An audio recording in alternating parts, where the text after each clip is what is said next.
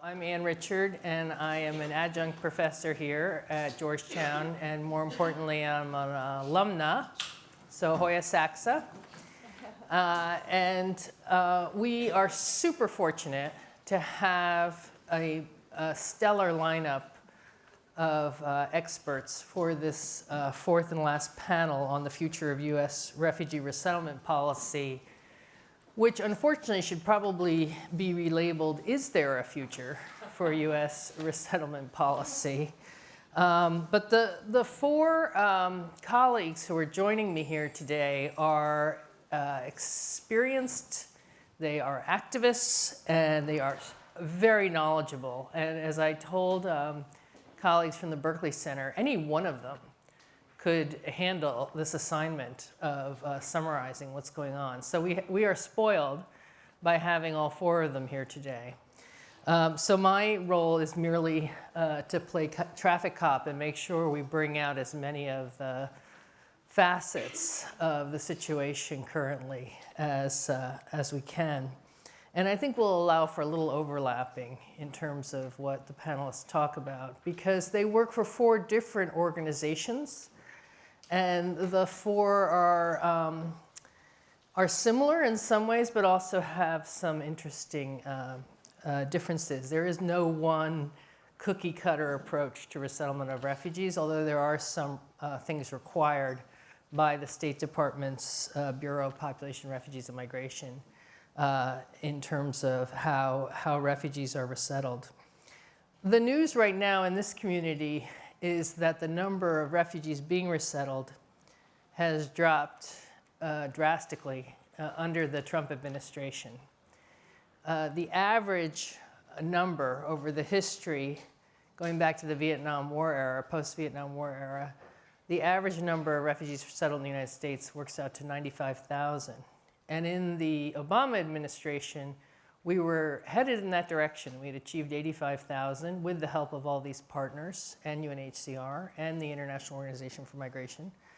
President Obama put out a target level of 110,000 refugees to be resettled in that last year before leaving office. And the numbers have come down steadily then under the Trump administration. The 110,000 was never accomplished. Instead, it was 53,000 that year. And then the numbers subsequently, the targets were 45,000, 30,000, and now 18,000 for this year, and very specific requirements about who can come in that does not allow for, well, it really keeps out a lot of people who need a new place to live, need a better place to live, and would fit right in here in the United States. So we're gonna, let me give you a little background on each of these superstars, and then we'll jump right in after that. Jen Smyers, who is here, serves as the Director of Policy and Advocacy for the Church World Service Immigration and Refugee Program. Church World Service pulls together 37 supporters from 37 Protestant, Anglican, and Orthodox communions. She has been with Church World Service for a dozen years. She previously worked with Border Action Network in Tucson and the Migration Policy Institute here in Washington. She also serves as the chair of Refugee Council USA's Advocacy Committee. She went to school in Washington, D.C.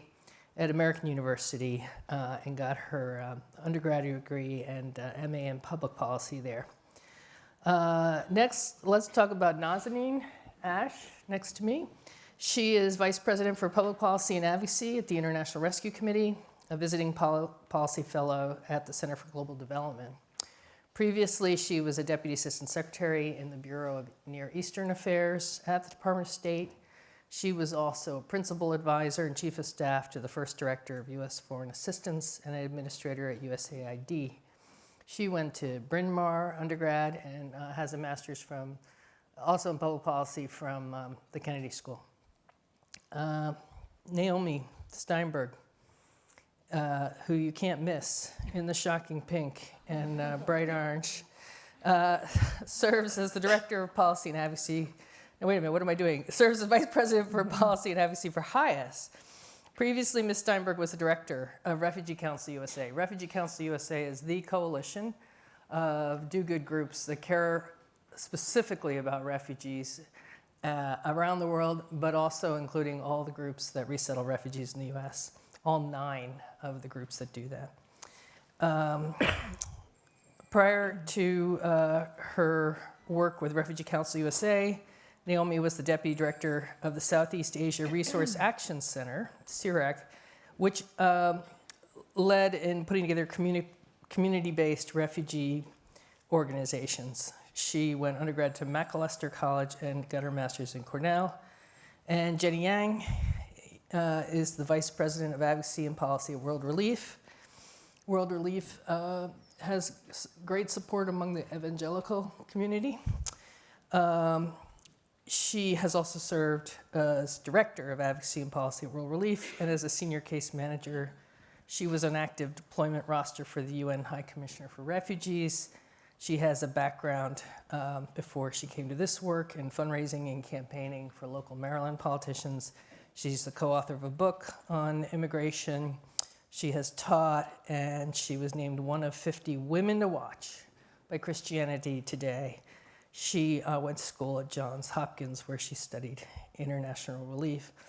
I have had the pleasure of either being lobbied by them or joining them and lobbying other people at different stages of my career. So I feel among friends. We're going to kick off by asking Jen to set the stage a little more about this number, the 18,000. You know, why is that the wrong number? Let's just jump in there. Rather than ask, is that the right number? Let's start by asking, why is that the wrong number, and what is Church World Service doing about it? Sure. Thank you, Anne. It's a pleasure to be here and a pleasure to be on this panel with all of you. So 18,000 is absolutely the wrong number. It's the lowest number in the history of the U.S. refugee resettlement program. And as Anne mentioned, historically, the average refugee admissions cap has been 95,000. Each year that President Trump's been in office, he has set a new record low for that refugee admissions cap. First 50,000, then 45,000, then 30,000, and now 18,000. And it should be noted that this is being done in the worst displacement crisis that the world has ever seen. We've now surpassed the numbers that we saw following World War II. There are more than 70 million people who are displaced across the globe, including more than 25 million refugees. And that is the time when the US is retreating from our historic leadership position internationally when it comes to refugee protection. And it's shameful. I think what makes it more shameful is that the administration has used different excuses that have been debunked time and again to try to justify these low numbers. First, they said that refugees were a security threat. Well, we know that's not true. Refugees go through the most strident vetting of anyone to come to the United States. Then they said that, well, refugees are a burden economically. And then their own study that HHS did proved that that's not true, proved that refugees contribute to the US economy. And that's been followed by studies from New American Economy, the National Bureau of Economic Research, and others. And then the administration started saying, well, we have to reduce refugee resettlement because of all the asylum seekers that we're seeing coming in at our southern border. But then simultaneously, they have dismantled the US asylum system, and they have actually reduced asylum seekers to all-time lows because they are rejecting them, forcing them back to Mexico, and not allowing them to proceed, showing that the administration really doesn't want to welcome anyone who's fleeing persecution, regardless of where they're from or how they're trying to seek protection. So it's the wrong number. And there's no excuse, there's no justification for setting a number that's so low. But also, refugee resettlement is not just a humanitarian program. it is part and parcel of US foreign policy. It allows us to work with other countries and provide leadership so that we can set an example for other countries to do the same, to allow refugee children to go to school, to allow refugees to work, to keep their doors open to refugees at their borders. And we're not doing that now, and it's a very drastic time for us to not be doing that. Refugees are also positively impacting the US economy. They allow refugees to become ambassadors of the American dream, and they're a testament to US moral leadership, and that's what we're abdicating when we're reducing the number this stridently. It's also worth noting that even 18,000 is likely not going to be met the way that the administration has carved out different categories. Every other administration in the history of the US refugee admissions program has set regional allocations, but this administration has wiped that out and has instead set very specific categories: 5,000 slots for people fleeing religious persecution, 4,000 slots for Iraqis who served alongside US troops and US interests, 1,500 slots for people from Guatemala, El Salvador, and Honduras, and then only 7,500 slots for the rest of the world. And if you look at where the administration has failed to put resources in terms of USCIS, US Citizenship and Immigration Services interviews, it's just not really possible for them to even reach their own numbers, and that's part of it. They know that that's the case, and I think that it's really on all of us to hold them accountable to at least meeting this number. If you're going to set the lowest number in the history of the resettlement program, well, you better well meet it. I'll transition because I could talk about this for a long time. In terms of what we're doing that we're seeing traction on, and I know my colleagues will talk about this as well, I'd like to highlight 3 things. And one is rebuilding bipartisan support. There is still bipartisan support for refugee resettlement, and we've seen that from a very active bipartisan Congressional Refugee Caucus in the House of Representatives, and multiple letters signed by both Republicans and Democrats in the US Senate. Most recently, a letter led by Senator Lankford, Republican in Oklahoma, and Senator Coons, a Democrat from Delaware, with 9 Republicans and 9 Democrats in the US Senate signing on, supporting the US Refugee Resettlement Program. That has been very useful to make sure that the Trump administration is really solo in its opposition to the US Refugee Resettlement Program. It's an anomaly, and the program does continue to have bipartisan support and needs to be rebuilt. The second piece has been local organizing. Seeing refugees themselves sharing their stories with members of Congress and state and local officials has helped them know that refugees are their constituents, they vote, and they need to be respected. And that has really led to a lot of that bipartisan support that we've seen on the national level. And then the third thing I'd mention is escalating efforts. You can't use the same tactics when things get worse and worse. You have to make sure that you're upping the ante, if you will.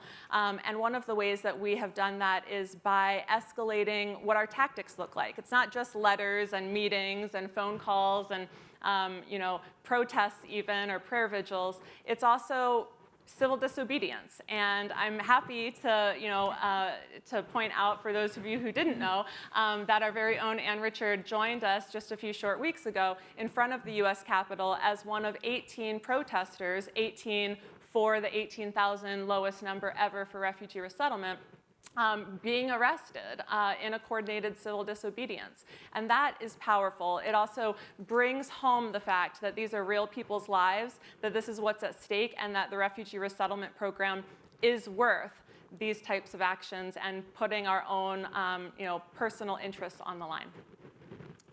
This is a good moment to thank Professor Beth Ferris for covering my class that day that I got arrested.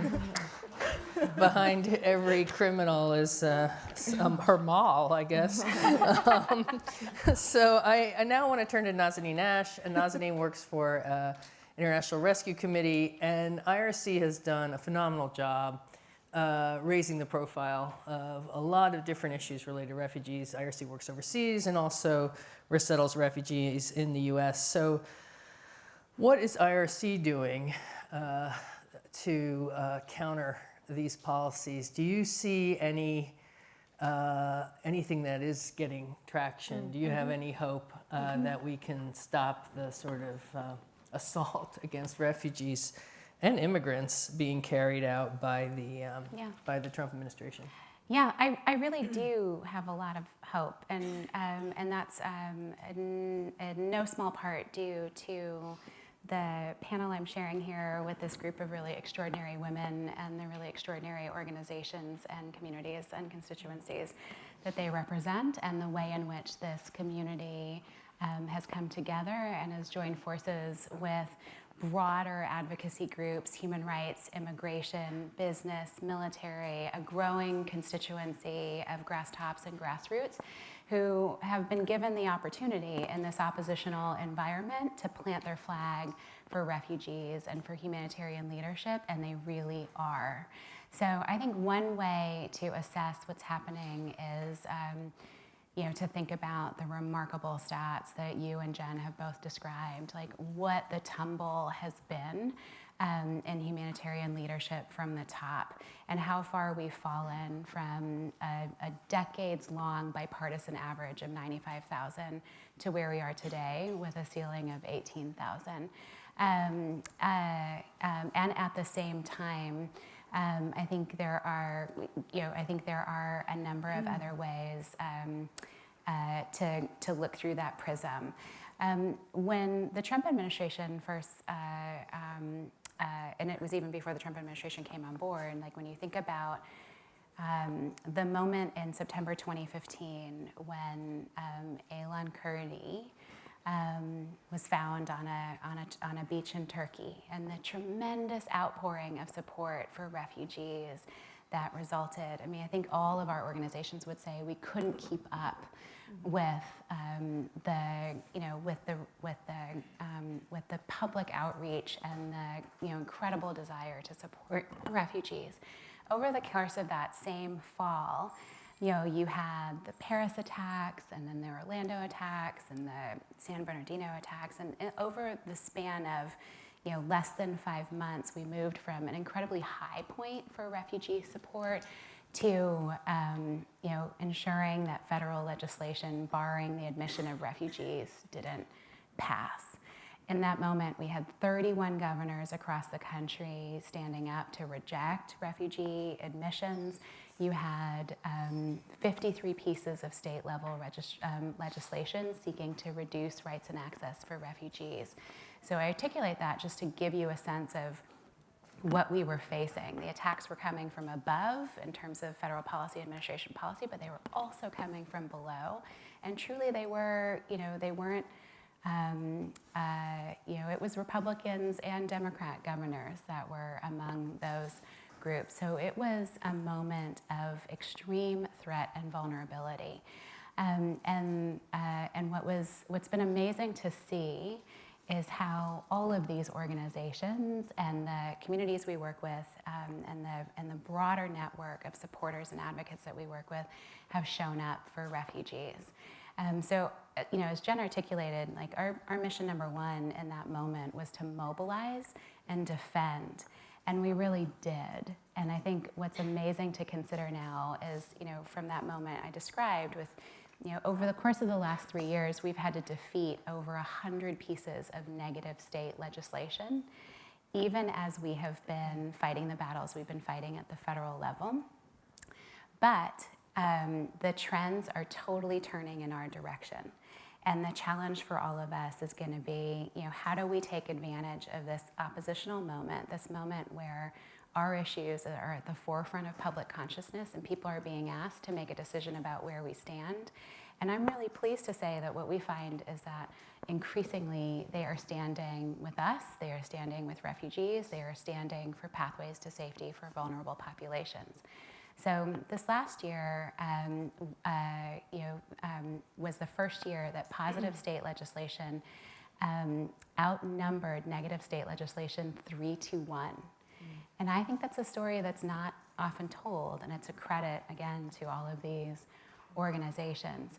And while that number has consistently tumbled, and the administration finds new and interesting ways to weaken this, this program, including now with an executive order that requires the consent of governors and mayors in order to resettle refugees in their states.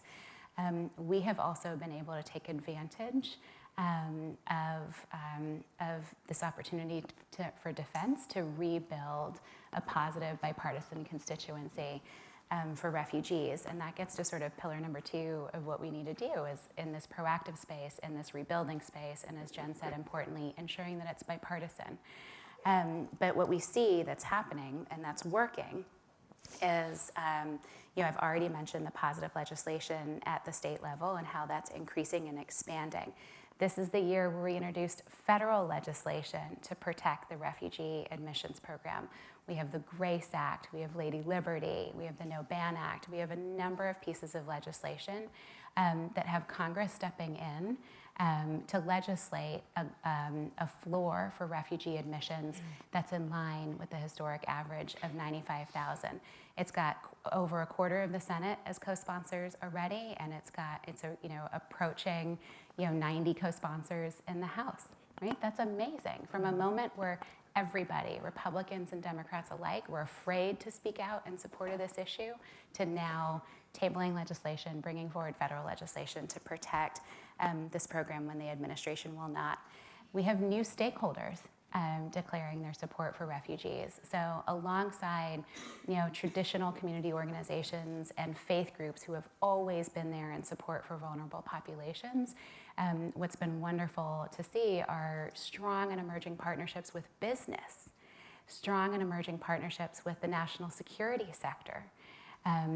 These new sectors that, again, have been given their opportunity and are seizing the opportunity to declare their support and talk about how the refugee admissions program benefits business, makes America stronger, promotes our values, and serves our humanitarian leadership goals and our strategic interests. And then we've also really looked to mobilize our constituencies in every place where all of our organizations work. And we're across the country. We're in red states, we're in blue states, we're in purple states. But each of our organizations, every place where we work with a network of community organizations, churches, local employers who partner with us to hire refugees, local law enforcement, mayors, city councils. And what we hadn't done previously was mobilize those relationships and build a more durable constituency for refugees at these grassroots and the grass tops. But that's what we're doing now. And on top of that, we've been looking for ways to capture the public's desire to act. So whether you're a volunteer with one of our organizations or directly in our communities and showing up for rallies and vigils and advocacy days, or if you're a member of the public and you are you're seeing these issues, you're seeing it in the news, you want to act, and one of the innovations in our advocacy since has been to give to offer those mass mobilization tools, to give people an opportunity to sign up as advocates, to get involved when we need to make calls to our governors, to our local councils around state legislation, and when we need to mobilize those constituencies around federal legislation. And what's been really interesting to see as we've built that network, which is now approaching 250,000 strong, is that we have mobilized constituents in red states on a higher per capita basis than we have even in blue states. And that tells you again, what the opportunity is in these moments of opposition. And that's been really powerful. So when we look across the states where we have the largest constituencies of advocates, they correspond with some of our highest risk areas: Texas, Florida, Arizona, and also places you wouldn't think about, like Idaho. And so it's amazing to see how eager Americans are to act in support of what a broad swath of Americans believe, which is that the U.S. must be a place of safety for people fleeing violence and persecution. I'll stop there. Great. 250,000 people who care about this issue and are willing to take action. That's good news. I'm feeling better just sitting here and listening to my colleagues. I wasn't feeling this good before the panel started. And the International Rescue Committee is non-sectarian. whereas the 3 other organizations count as faith-based. So let's turn to Jenny Yang, who I think we've been in the trenches together. She was my go-to person for advice when we were working to resettle refugees in South Carolina near Spartanburg and Greenville, and I got the privilege of meeting and having to answer questions from Congressman Trey Gowdy and then Congressman Mick Mulvaney, whatever happened to him, Georgetown grad, and because Jenny sort of understood, what was powering some of the Baptist churches in Spartanburg who wanted to resettle refugees, and so we had a really interesting, it wasn't a right-left dynamic, it was more of a sort of conservatives arguing over what the right role is for Americans who want to help refugees. So Jenny's the expert on this, and I wanted to ask you about, the role of faith-based groups in being involved on these issues, and how do you activate your supporters? Sure. Well, I actually have an interesting story. So I was just actually in Fayetteville, Arkansas, a couple of weeks ago, speaking at John Brown University, which is a moderate evangelical conservative or moderately evangelical school.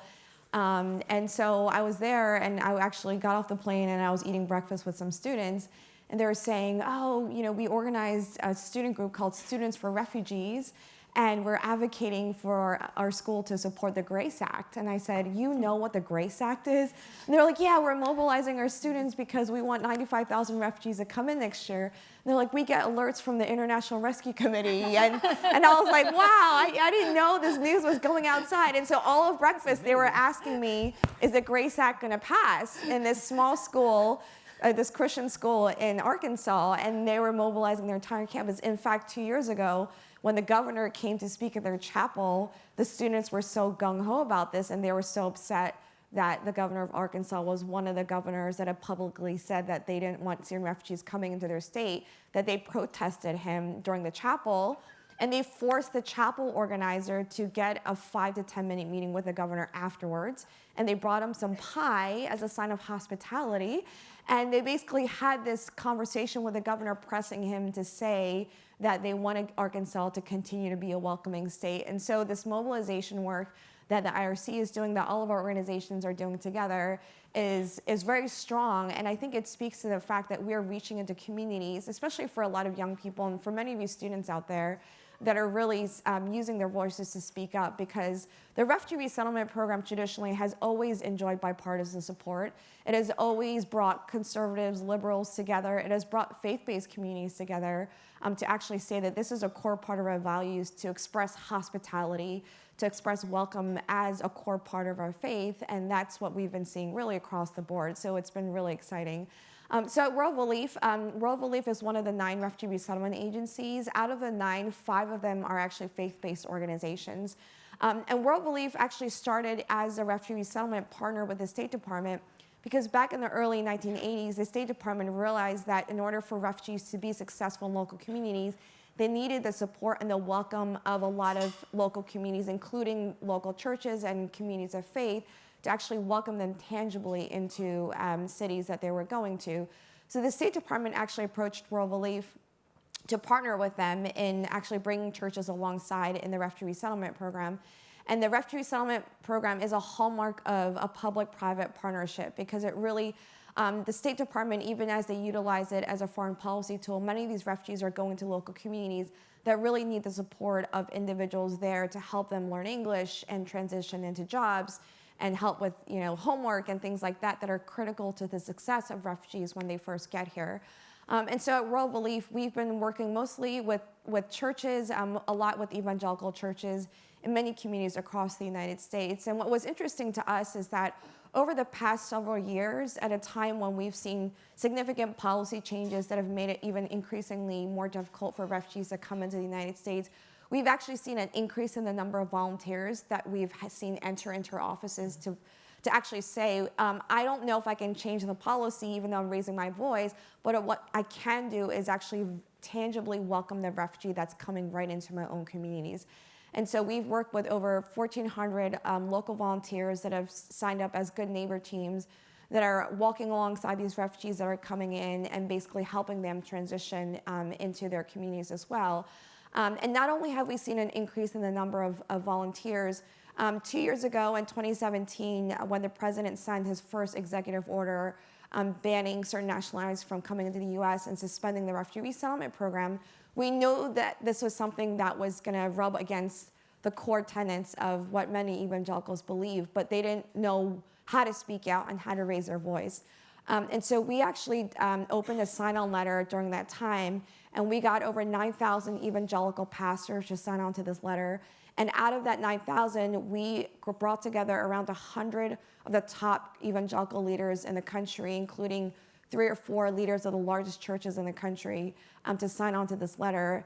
And it was hard for us to find an evangelical in North Dakota, but after a Google search over the weekend and some networking, we were able to release a letter to say that we had evangelicals from every state of the country supporting refugees and immigrants, basically opposing the executive order. And so when we released a letter, it made a splash because I think so much of the narrative around evangelicals in this country is that they're against refugees or they're anti-refugee. And in our experience as an agency that has worked through local churches to mobilize them to support refugees, it's actually been the opposite. And I think this sign-on letter that we released in February of 2017 was a testament to the fact that many church leaders and many individuals are actually not just actively doing the work of ministering to refugees in their communities, but are actually actively using their voice to speak out and say that a core part of our faith means that we are to welcome the refugee. And I think for many Christians in particular, we want to welcome refugees because Jesus himself was a refugee. And if you follow Jesus, you're actually a follower of a Middle Eastern refugee. Jesus With a beard. With a beard, yes. And so this idea that, and so this, Matthew 25 calls us that when we welcome the stranger, we're actually welcoming Jesus himself. And so I think many Christians take that to heart when they welcome the refugee, to know that we are actually welcoming angels unaware and demonstrating hospitality in a way that demonstrates the best of our faith. And so I think that the challenges remain. Last month in October, it was the first month in over 30 years that we didn't receive a single refugee, which is a startling statistic, which means we have to do more. And I think That's especially... the entire United States. That's the entire United States. It wasn't just World Relief that didn't get a single refugee. Right, it's not just World Relief. The entire United States, we didn't resettle a single refugee in the month of October for the first time in 30 years. And so I think the last thing I'll end with is that the administration has really been promoting an international religious freedom agenda. Rightly so. I think there's an ongoing persecution of religious minorities in many communities around the world. But in order to have a robust religious freedom agenda, you need to have a robust refugee resettlement program that protects some of the most vulnerable who cannot actually return home. It is completely inconsistent for the administration to be promoting religious freedom abroad and not actually preaching at home what we're preaching abroad, which is actually allowing those who are fleeing religious persecution to find a home in the United States of America. Just as an example, this past fiscal year, we resettled 20 Yazidis in the United States, whereas in the past few years, we've resettled over 400 Yazidis in the United States. So seeing a drop from 400 to around 20 last year is a significant drop. And there are many more, including Rohingya and others that need resettlement. And this is oftentimes their only lifeline of protection, which we're dismantling as we speak. So the need for this ongoing community commitment, the need especially for faith-based organizations, is greater now than it's ever been. Thank you. Our final speaker on this panel is Naomi Steinberg, and she's from HIAS. Several of these organizations date back to the immediate post-World War II era, and a desire on the part of Americans to help people displaced then and to make sure we never had that problem of turning away people who were fleeing for their lives. HIAS is older. HIAS is over 100 years old. It goes back to being the Hebrew Immigrant Aid Society. And I don't know if you know the exact years it's been around, but I it's, do. We are almost 138 years old. yeah, it's a little Yeah. more than 100 years. Yeah. So I asked Naomi to back clean up, as we say here in the District of Champions, and I wanted to hear her views on sort of the religious factor. I also am interested in how HIAS is building support among its supporters to take action. And also, our original charge to this panel was what reforms are needed in the program. I was less worried about that because, I'm more concerned about, do we have a program? But it is a fair question, and you've been following this for so long now because of your previous roles. So you're the perfect person to answer that question. Thank you. I do like going last because I can essentially just say ditto because it's inspiring to follow all of my friends and colleagues, but I agree with everything that's been said. But as Anne said, HIAS, we've been around for a long time, so 138 years. We were started on New York's Lower East Side to welcome refugees who were fleeing pogroms in Russia. And then after that, we helped to welcome Jews after the horrors of World War II Europe, from the former Soviet Union, from Iran, from Cuba, from Egypt. The list goes on. And the reason why I'm telling you this part of our history is because in our first 120 years, we helped to resettle 4.5 million Jews. So our religious identity is not only essential to America's history and to the refugee and immigrant history of this country, it is visceral in our organization. It is part of who we are and why we do the work that we do. But over the years, of course, refugee crises have changed, refugee flows have changed, and so has the work of HIAS. So now we work in 15 countries overseas, including here, as well as here in the United States, and we work with refugees of all faiths.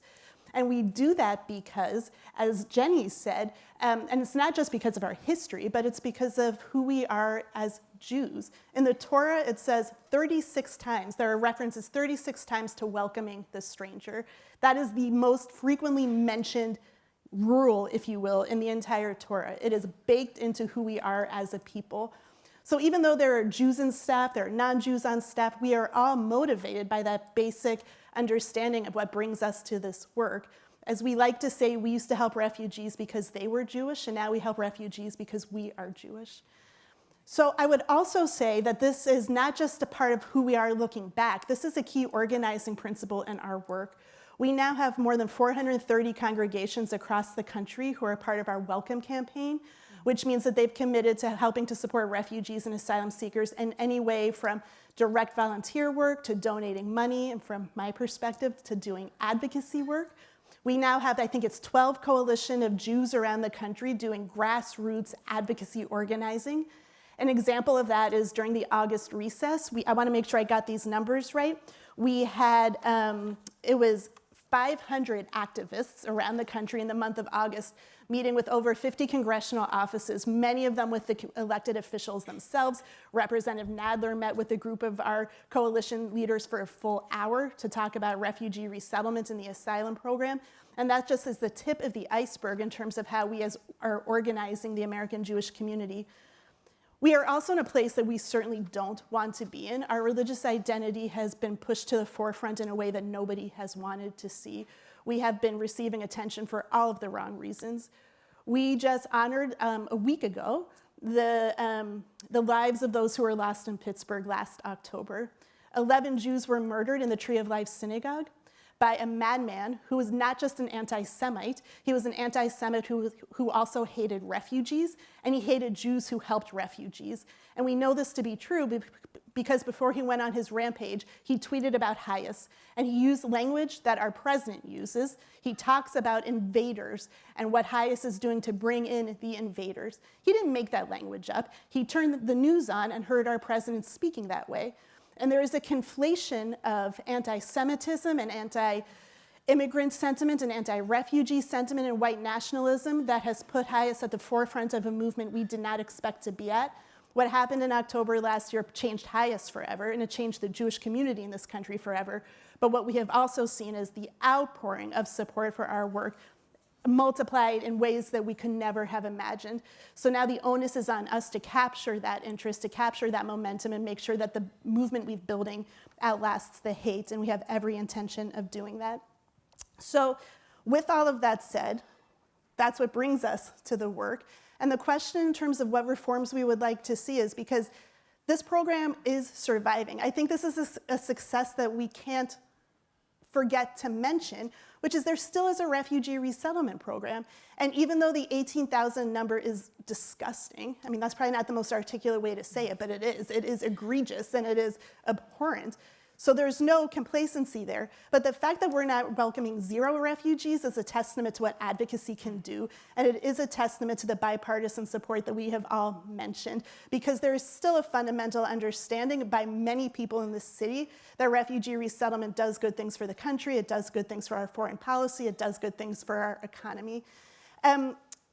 So that is a victory, because this has been a laser focus of the administration literally since week 1 to shut this program down. So we should take a little bit of comfort in that, not become complacent, but recognize we have rebuilding to do, but it's not from scratch.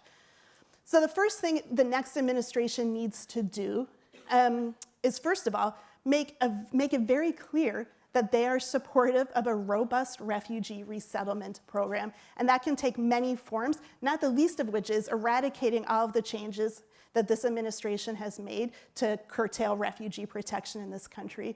I am operating under the assumption that the executive order that has been mentioned will be turned back in the courts, and so that hopefully will be a thing of a distant memory by the time the next administration comes in, but a lot of changes have been made that will take some time to undo, so we need to start there. For example, we need to make sure that the additional security checks that have been put in place are calibrated in such a way that they continue to keep this program safe and secure, but don't keep people out who shouldn't be kept out. As Jen said, there are thousands and thousands of Iraqis who put their lives on the line to support US troops and are just simply not coming in because of the way this program is operating now. So we need to roll back those changes and go back to a place of common sense to keep the program secure, but also to keep it functioning. We also need the next administration and all elected officials to de-link the asylum program and the US refugee resettlement program. As Jen said, that there has been this conflation of the two, and it's really disingenuous because the message really is that this administration doesn't want any refugees to be coming in. But we need to make sure that the refugee resettlement program is strong and that the asylum system is strong. This is not an anomaly, it's what the history has been, and we need to get back to that quickly. But there are a few key policy recommendations that we would like to see, and I know my colleagues think about this all of the time, and so I hope you jump in. We've talked about the GRACE Act, admitting at least 95,000 refugees per year.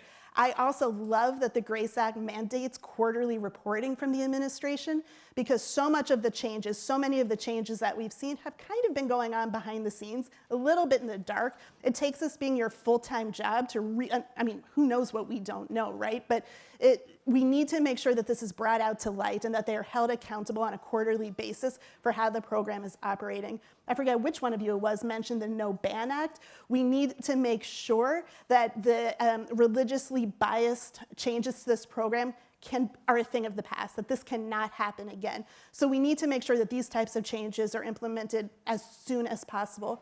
Then bigger picture things too. It would show a great deal of support for this program because we are going to have to rebuild. It has shrunk significantly, and it's a lot easier to turn a program off than to turn it back on. So we need to see high-level coordination, a real commitment from the White House that the refugee resettlement is not just a mere platitude or something on the side, that this is a real commitment for this country. So we need to see high-level White House coordination and other things we'd like to see that we've been talking about for a decade plus. HIAS would love to see that when refugees come to this country, they come in as automatic LPRs, as legal permanent residents. We would love to see a program that is more streamlined, and that goes back to some of the security checks I was talking about. We would love to see the consultation process actually make sense again. Before the presidential determination, the refugee admissions target can be established, the administration needs to consult with Congress, and under many administrations, it has been a difficult process, and we want to see it moved earlier in the year to allow time for significant planning and to make sure that when the next fiscal year starts that we're ready to hit the ground running.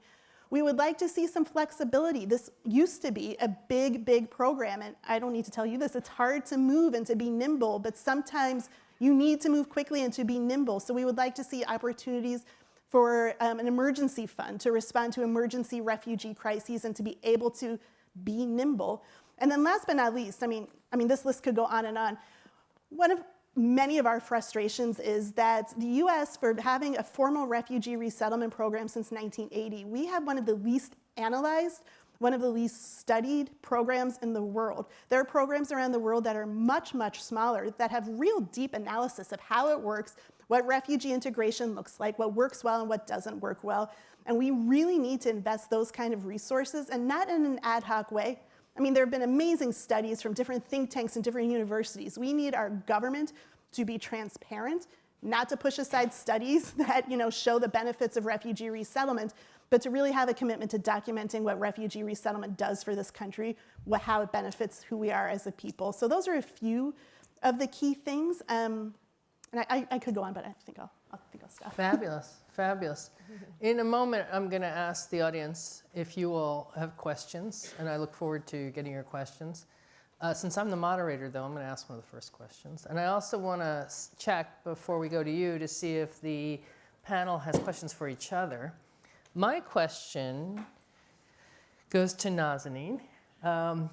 When you were mentioning, for example, a very large fraction of the House of Representatives that support key legislation. For me, I don't think it's hard to get Democrats right now to support refugees. The tougher piece are Republicans, and especially Republicans in the Senate, really control, I really think, the gates of things going from great ideas to reality. So what tactics do you all use in approaching Republican senators? And I really welcome I really welcome comments from the panel on this one as well. I mean, because I think we'd all say it whenever we're using the word "we" up here. We're talking about work that all of our organizations have done together. I think you raise a really important question, Anne, and a reasonable person could ask, like, why are we working on this kind of legislation? It's not like Trump's going to sign it, right? But what these pieces of legislation are communication vehicles and goalpost vehicles. So we would never want the American public to forget that the average across Republican and Democrat presidents, in fact, highest levels under Republicans over the 40 years of this program being mandated by Congress is 95,000. And I think that's just not well known, right? When you have an administration that is driving numbers as low as 18,000, it's not going to be politically easy to just turn the light switch back on and say, actually, no, it's going to be 95,000, unless we've got marker legislation that sets the alternative goalpost. And so we think these pieces of legislation are extremely important in setting the alternative goalpost and making sure that there remains a narrative and a public conversation about what the historic average has been and that bipartisan history. And that's the advantage of legislation like the GRACE Act. It's the same reason why we would vocally oppose Republican legislation that's seeking to codify a lot of what the Trump administration has done via executive order on asylum. Because when these pieces of legislation get tabled, even if they're not signed into law, they set the foundation for what the conversation returns to. So our absolute goal and intention for the GRACE Act is to get at least a few Republicans in the House signed on. And as Jen talked about, we have a bipartisan refugee caucus. So I think it's possible. It's going to take a lot of the same kind of advocacy and mobilizing that we've been doing, making sure that the constituents for those representatives come forward and talk about their expectation of support for those pieces of legislation. But I think it's an achievable goal to get a couple, more than a couple in the House Republicans on this legislation. And, we've got our eye on a few key senators on the Senate side. But I'll say, even if that doesn't come to pass, establishing a legislative foundation for an alternative and having this ability to talk about the alternative goalposts remains critically important. What would my colleagues add to that? Mobilize key constituencies, educate about the history, and appeal to the bipartisan Absolutely, and tradition. every single one of you, yes, can go, can go to probably any one of our websites and find a petition for the Grace Act. We've got this goal of getting 95,000 signatures to support 95,000 refugees. So you can go to the IRC, you can go to any one of ours and put your name to this effort, because it's part of the grassroots mobilization that we're doing to demonstrate support for this. I'm actually quite convinced that if we really put some muscle around it, we could get hundreds of thousands in support for refugees. So help us make that happen. Naomi, did you want to add on? And I think I see Jen like. I don't see her. So I'll make this brief. I want to hear what Jen has to say about this. But I think talking about the bipartisan history is important. But I think two things also need to happen. And I should say, we are a nonpartisan organization. But I also just need, I need to tell the truth of this, which is that we need for there to be somebody in the White House who isn't using toxic rhetoric to talk about refugees, because we need to create the political space for Republicans who actually are not philosophically disagreeing with what we have to say, but are concerned about the political optics, right? And as soon as we can create that space, and that helps when the person who is leading the country is not vehemently opposed to refugees, I think that space will become easier to fill, because the foundation is there. We just need people to have political courage, and you won't need to have quite as much courage when it's not the political third rail that it has become. I would also say that when we are speaking with more conservative offices, we speak about the program a little bit differently. It is important to have different messaging for different offices. We talk about the economic contributions that refugees bring to this country. We talk about the deep security benefits that refugee resettlement means for this country, and what it means when we are retreating from refugee resettlement leadership, when we are leaving our allies high and dry, what that means when we are rolling up the welcome map, but there are literally millions of refugees in Jordan and in Lebanon and in Bangladesh. The list goes on and on and on, and we're bickering over 18,000. So we talk about this in a little bit of a different way, and I think there's still a lot of space to do that. It's been interesting to see supporters come from, supporting voices come from the Pentagon for this program. So I would say, to Naomi's point, I think there's so many Republican members of Congress who we talk with, and they'll say, we're with you 100%, we just don't want to be the next tweet. Mm-hmm. And so I think that that's where the courage piece comes in. But I think despite that fear, and despite the atmosphere that the administration has provided in being so anti-refugee themselves, I think there are 4 reasons why we do have a lot of Republican supporters already that we need to push further to do more. I think one is that the administration has overcorrected, right?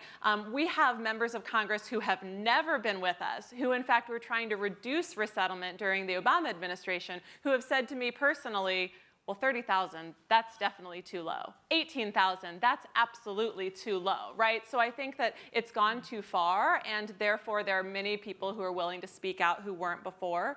I think number 2 is all politics is local, right? There is not one member of Congress who I have personally convinced from a meeting in DC that they should change their mind. 100% of the mind changes and the heart changes that we're seeing from members of Congress are from their constituents meeting with them. Refugees, people of faith, employers of refugees, veterans, right? People on the ground who are their constituents sharing their stories, especially refugees themselves. And it's one of the things that we're doing in terms of refugee leadership development that's so life-giving right now, is seeing refugees telling their stories to their members of Congress. Representative Smyers is a great example. And he got it. He met with Jackie in Ohio, who is still waiting for her son to join her. She's from Uganda, and he got it. And he has done floor speeches and joined the Refugee Caucus and led letters, right? And more of that needs to happen as well. I think the third thing is a lot of members of Congress on both sides of the aisle understand that this is part and parcel of our foreign policy. They care about certain populations. So certain representatives or senators might care about a certain religious minority group, or certain members might care about Iraqis who served alongside US troops, or certain members might care about a very specific nationality because they did a mission trip there as a kid, or they have adopted children from that area, right? And that always brings them to, I care about this population. Why aren't they coming in? Because no one's coming in? Oh, I need to care about the refugee resettlement program. I think that's been important. And then the fourth thing has been safety in numbers. Once you get that first Republican on the bipartisan refugee caucus, it's much easier to get number 2, 3, 4, 5, 6, 7. And I think that's what we've seen in terms of a lot of these letters. You know, when Senator Lankford and Senator Coons led this letter, it was a little bit hard to get that second Republican, but once we got them, we got 9 in the course of just a few hours, right? So I think that, you know, if you have people go hand in hand, it makes them feel like this is not being a political outlier. This is really something that we can all put our names behind. Do you want to add anything, Jenny, before we No, go I to think the that was good. audience? Okay, questions for my favorite panelist today? Can't see perfectly well. Yeah. Is there one out here? I hear this young woman in the front here. Hi, I'm Beth Ferris. Thanks for an amazing panel. I thought you did a great job of tracing some of the complexity. But I wonder, maybe speaking a little selfishly, do you see any way that Georgetown could contribute as a university? You've talked a lot about advocacy, and many of our students are already involved and may become more involved. But you mentioned, Naomi, the need for some research. I mean, that's something we do pretty well. And it's also something, at least my students are really anxious to do research that makes a difference, you know, not just writing for a grade or an academic thing. But, I mean, do you see a role for Georgetown to provide some research that would be helpful in the refugee resettlement program? I do. Can I take a shot at that? Yeah, go ahead. Well, I mean, one of the, you know, we've all talked about how this program plays an important humanitarian role, but also a strategic role. And I think that aspect of the program has not been as well documented as it could be. And I think that with the unique cross-section of what Georgetown University looks at in its foreign affairs, foreign service portfolio, and this one, I think there's a unique opportunity to document what the U.S. retreat from humanitarian leadership has wrought abroad. So the IRC works in 40 countries overseas directly in the midst of crisis and conflict. We're on the transit routes, including through places like Libya and also Europe, and then we resettle refugees across the United States. So we know sort of what that arc is of what motivates people, you know, what's happening to them such that they need to flee. We know what they're finding in countries of first refuge and how challenging that can be. And we know what it means to find a successful pathway home and to be able to rebuild. Naomi talked a lot about how important it is to do research that documents this piece of, you know, what the real success of refugee integration has been in the United States. But importantly too, we know that when the U.S. leads, other countries follow, whether that's a race to the top or a race to the bottom. You know, when Anne was Assistant Secretary of the Population, Refugees, and Migration Bureau at the State Department, she led an extraordinary effort in U.S. humanitarian leadership that resulted in a global commitment to double and then triple the number of resettlement slots globally, to increase by 30% the amount of humanitarian financing, and importantly, to increase rights and access for refugees to jobs and education in those countries of first refuge. All of that has tumbled as the U.S. has retreated from its humanitarian leadership role. So where we used to, you know, our first port of call, if we were in a country that was closing its borders to refugees, or that was denying work rights or freedom of movement or access to education to refugees, our first port of call used to be the United States, to come in and help be an advocate for the rights and access that refugees need to thrive. And that's not there anymore. So documenting the impact of this retreat, the increased threat of forced and premature returns, the ever-closing space for refugees to be able to rebuild their lives in countries of first refuge, the externalization of borders and what that's meant for people and their vulnerabilities. You know, like documenting the relationship of that retreat to its global consequence and doing that in a systematic way would be a tremendous contribution. Yeah, and just as an example of that, I was just this afternoon spending some time with a gentleman from the UK, and he was saying that because the US has closed its doors to refugees, the UK is now having conversations about limiting the number of refugees they're going to be accepting. And just Canada has a tenth of the population of the United States, but they're now resettling more refugees in the United States. And so just in the past year, the number of refugee admission slots globally has declined by 50%. And that's in large part because of the lack of U.S. leadership in this space. And I would also just affirm the fact that not only studying the correspondence of what the ramification of a retreat of U.S. leadership has been, but we always get asked for examples of how refugee resettlement has impacted and opened and unlocked protection dividends for refugees in places of conflict around the world. And there's so many good examples of how refugee resettlement has been used as a foreign policy tool to stabilize areas, to provide refuge and stability to other immigrants or refugees that are coming into certain areas, that has allowed our allies to feel a certain sense of security or solidarity in what they're facing. And so there's so many ramifications of refugee resettlement that just go beyond bringing refugees here, that have global implications, that have benefited host communities and countries that are looking to do the right thing when it comes to refugees. And so studying what the impact of that has been on the flip side, on the positive side, in addition to what a retreat has meant globally, could also be a fascinating way for Georgetown to participate. CSIS had a meeting that it pulled some humanitarian leaders in, and I got to see Jan Egeland, who's a former senior UN official, and he's also the chairman of the Norwegian Refugee Council. And it was a nice reunion, but then he stepped back and he looked at me and he said, the U.S. is not really there at a lot of the main conversations about humanitarian efforts. So it's not just resettlement, it's all of the humanitarian response. And this is a big change. Access, civilian protection, Yeah. every. Yeah, because we were so dominant, I think, up until the Trump administration. That's right. Any other hands? Yes, sir. Straight back. Hi, my name is Josh Utter. I work for Jesuit Refugee Service, USA. So I recently spoke with someone who's a resettled refugee in San Francisco, and they brought to my attention the need, not only when we're talking about this decreased number, but the impact it has on the resettled refugees already here in the United States, especially around the services that agencies provide, especially regarding mental health, the impact that cutting this number down. So I'm just curious, how does that play a role in your advocacy, especially around the refugees that are here, regarding mental health, support, how that money, those funds are disappearing when it's more important than ever to support refugees? Yeah, so a large part of our advocacy is around the appropriations piece, and that's making sure that we're meeting with members of the Appropriations Committee on the State Foreign Operations Committee and on the Labor, Health, and Human Services Committee to make sure that there are not cuts to refugee-related funding. And we have been able to maintain those accounts at a national level.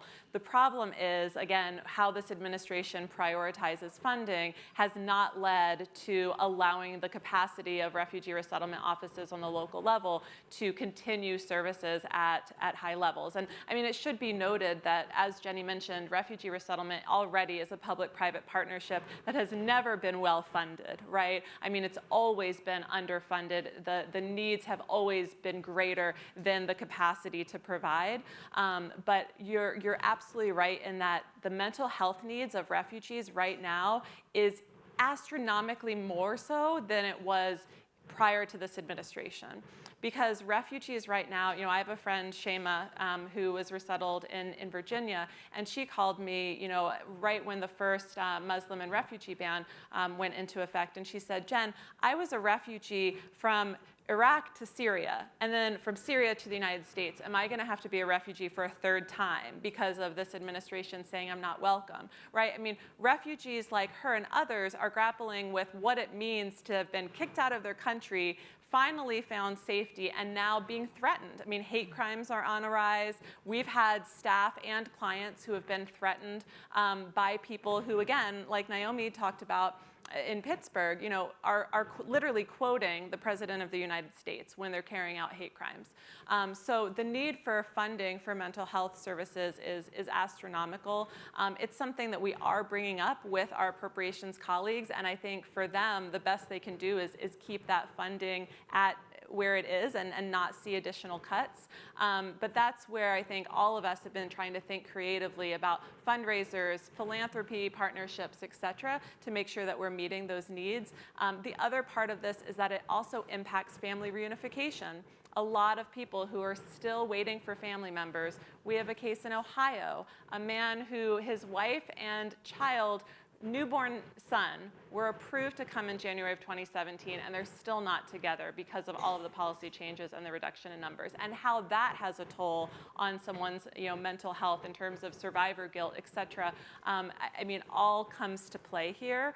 So there's no perfect solution, but it is an ever-present issue on all of our minds. And I would just add to that, certainly as Jen said, it is a big picture appropriations piece, making sure that the funding is there just writ large. But what we're also seeing now is because fewer refugees are coming in, the local and national resettlement infrastructure is shrinking. And so what that doesn't take into account is the resettled refugees who are already here and who are still entitled to receive services that will help them get their feet on the ground and start their long-term integration process and the process of becoming new Americans. And so at least 100 local organizations have either shut down completely from doing refugee resettlement or had to shut down their resettlement operations because of the lowering number of refugees coming in. So that has a long-term impact of people who arrived 3 years ago, 4 years ago, 5 years ago, and have some challenges that they could really use some help with, and the services are no longer easily accessible to them. Yeah, and can I just comment, if you're not aware of the executive order that the president signed at the end of September, basically what he's saying is that starting, it was supposed to start on Christmas Day, Merry Christmas, but if a governor of a state and a locality, a county executive does not provide written consent to basically receive refugees into that community, then refugees will not be allowed to be resettled to that area. This is basically de facto segregation that we're seeing in 2019, because in no part of US law can someone discriminate and basically limit someone's ability to reside somewhere based on their immigration status, and that's exactly what this executive order does. So now all of our resettlement agencies basically have to get written consent from the governor of a state and a county executive to allow refugees to be resettled to that state, which means that if a governor does not approve refugee resettlement in Texas, as an example, then all of these family members that are waiting for their husbands and others, other extended family members to come will not be able to be reunited with their families. And if you have ongoing mental health trauma, it's likely because there's no refugees coming into that state that many of our offices will close, which means that the communities of support that provide case management and trauma healing will not be accessible or available to these individuals because of this executive order. So this executive order is a nightmare. It is, we're challenging it. I think several groups are saying that this is completely inconsistent with the INA. But again, I think that adds additional layers of challenge to what we're already seeing as an underfunded program. But, or rather, to add to this, it's also been a place where states have really left their mark in demonstrating their support. So, for those states, and when I talk about pro-refugee legislation at the state level, I'm often talking about state funding for refugee support programs or other forms of support to assist with the integration and the successful integration and assimilation of refugees. And California has been a national leader in dedicating state funds for refugee resettlement programs and other forms of support for vulnerable populations. So it's another place where states have really sought to demonstrate their difference with the direction of federal policy. And these constituencies that we've built and need to strengthen more are going to be such important partners as we combat this new executive order and all the threats it represents. Well, that's time. I think you know how hard it's been for me to get these 4 panelists to speak up. They're real wallflowers. They don't have a lot to say. No, they're obviously very talented advocates, and you can see why I admire them so much. Please join me in thanking our panel.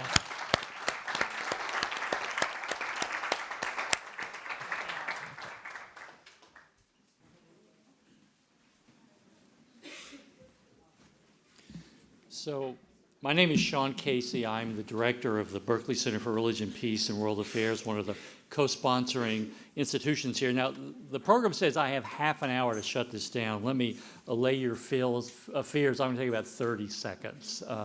But I just think that this last panel is symptomatic of really the amazing quality of voices we've been able to bring together today. And I think this is a fitting capstone to the 18-month collaboration that Berkley and ISOM have had together in this space of looking at refugee programs and refugee policy. I want to run through a very quick list of people to say thank you to. Without the collaboration and support of many different entities here at Georgetown, this would have not been possible. First of all, I want to thank the Board of Regents, and particularly the Global Subcommittee. Kojo Mills has been with us. I don't know if he's still here or not. He's with us most of the day. Phil and Elena Fletcher, we're so glad that you could be here. And again, it was the wisdom and the support of the Regents to fund this collaborative initiative. And without their support, we would have never been able to conceive of this and to pull it off. So again, thank you so much for your support. In many ways, I think this collaboration epitomizes the genius of Georgetown University. And a lot of other universities, religion and policy people can never get together to collaborate. It would never make any sense.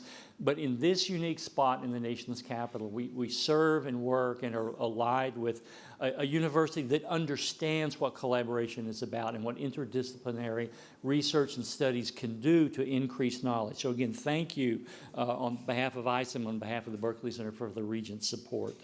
We indeed have great leaders at this university. Secondly, I want to say thank you to ISOM, to Catherine Donato and Beth Ferris for your collaboration and partnership over the last 18 months. We really have done a remarkable body of work together, and we've got it on our websites at both institutions. So if you're interested in drilling down deeper and haven't been able to come to all of our convenings, the resources are available for you to see what we've done. I think if there's a conclusion here is that we have more work to do. There's no end to the research and collaboration and student initiatives that we've sampled and modeled. We can certainly continue to do this in the future, and I'm quite confident we will do that. I want to thank the Berkley staff on the logistics side. Ruth Gopin, who is our event director and project manager. Claudia Winkler, who I think has already left, who's our associate director. Thank you for your yeoman's work. It's been an amazing event today, and it would not have happened without you. The comm team, Amy Vandervliet, who's been live tweeting. If you don't like the tweets, blame her, don't blame me. But no, it's been fine, it's been good. Michael Kessler, our managing director, was here earlier. Shamung Tong and the AV team, thank you for what you have done. I also want to say thanks to the panelists and the moderators. I think the intellectual depth and breadth and the synergy across the experts in the field of both religion and religious studies and in immigration studies, but also the practitioners we've had here. There's an alchemy in this kind of room when we do it right. And I think this last panel in particular was absolutely brilliant. We have practitioners, we have organizers, we have service providers who have done amazing work for justice and against injustice.